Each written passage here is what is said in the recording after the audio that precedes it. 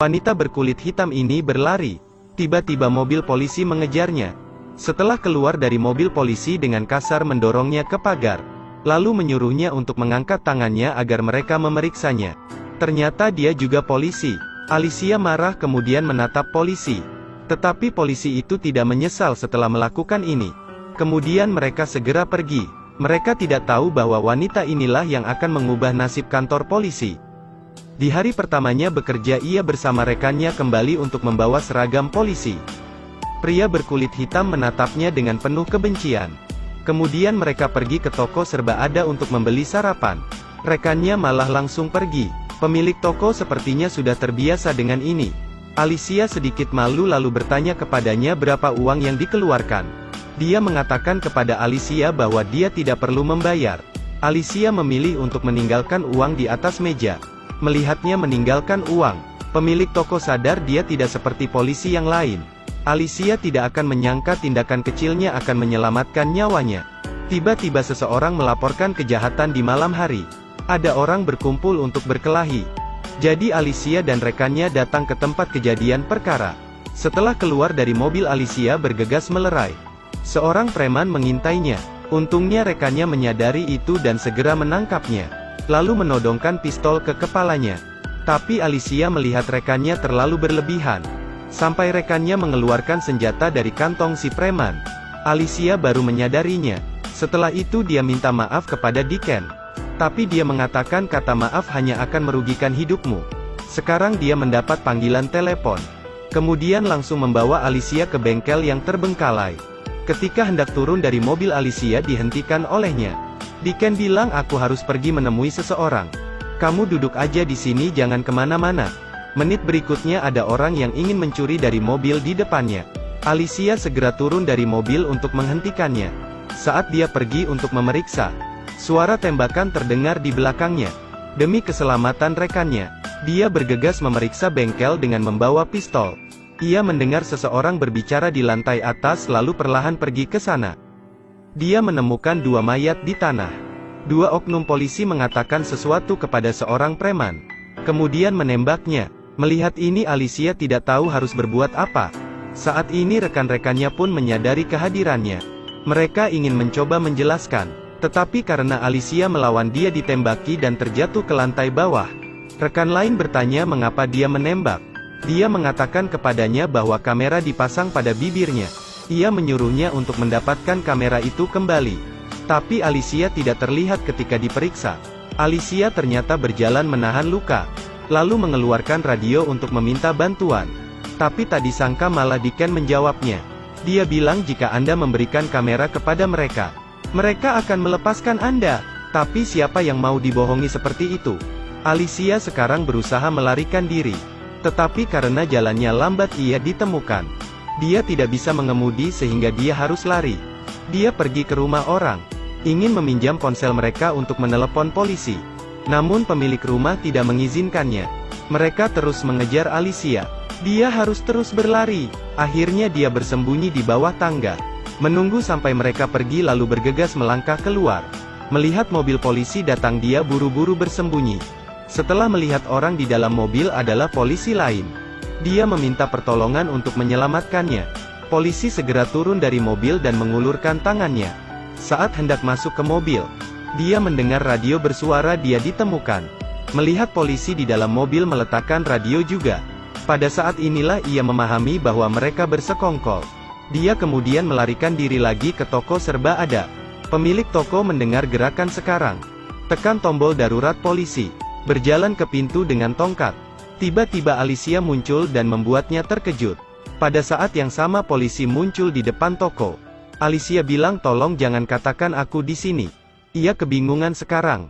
Ketika polisi datang memborgolnya, polisi bilang dia menelepon polisi tetapi dia mengeluarkan senjata. Dan mengatakan kepadanya jangan berperilaku buruk.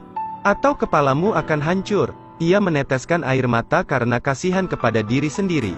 Lalu polisi bertanya apakah kamu melihat wanita? Pemilik toko menjawab tidak. Setelah polisi pergi dia membantunya merawat luka polisi wanita itu. Lalu ia menggunakan ponsel untuk menghubungi rekannya. Rekan kerjanya segera datang untuk membawanya. Ketika mereka berbicara, Alicia menyadari bahwa dia tidak berada di pihaknya.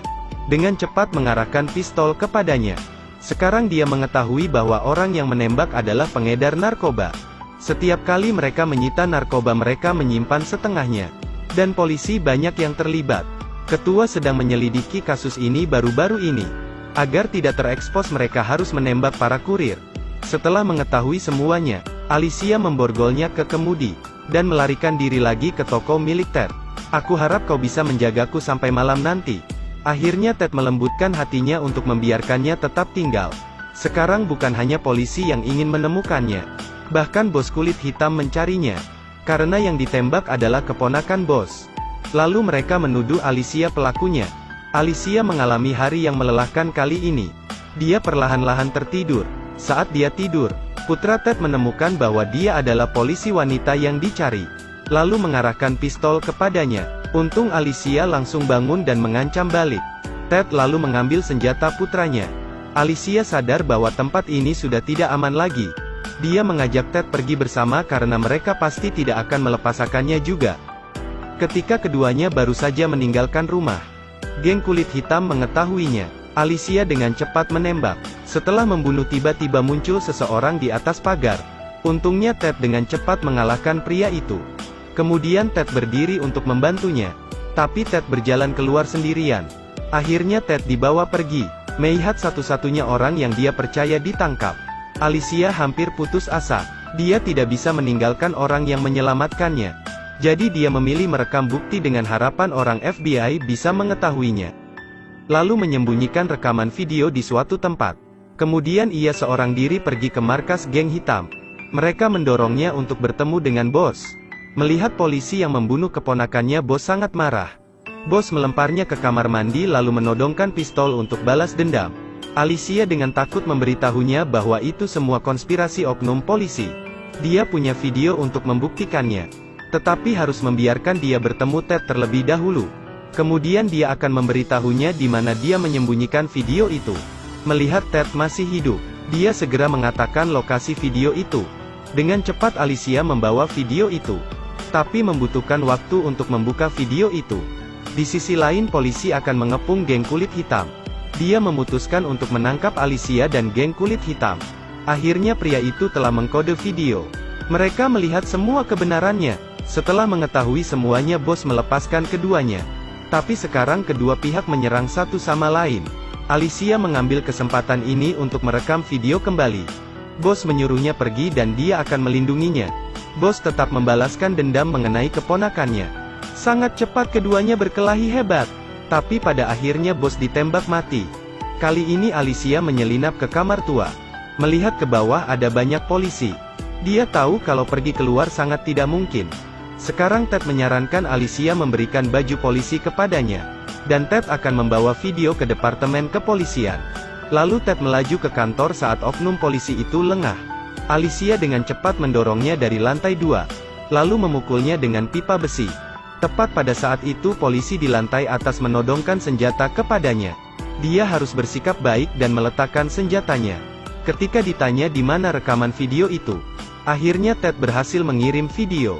Komandan melihat video dan segera mencabut surat perintah penangkapan. Kemudian oknum polisi itu ditembak dan ditangkap. Tapi dia masih mengejek Alicia. Apakah kamu pikir kamu dapat mengubah apapun? Kamu tidak dapat mengubah apapun. Mungkinkah tidak ada yang bisa berubah? Tapi setidaknya ini sebuah permulaan bagus. Cerita pun berakhir. Terus ikuti Edelweiss Review untuk mendapatkan update cuplikan film berikutnya.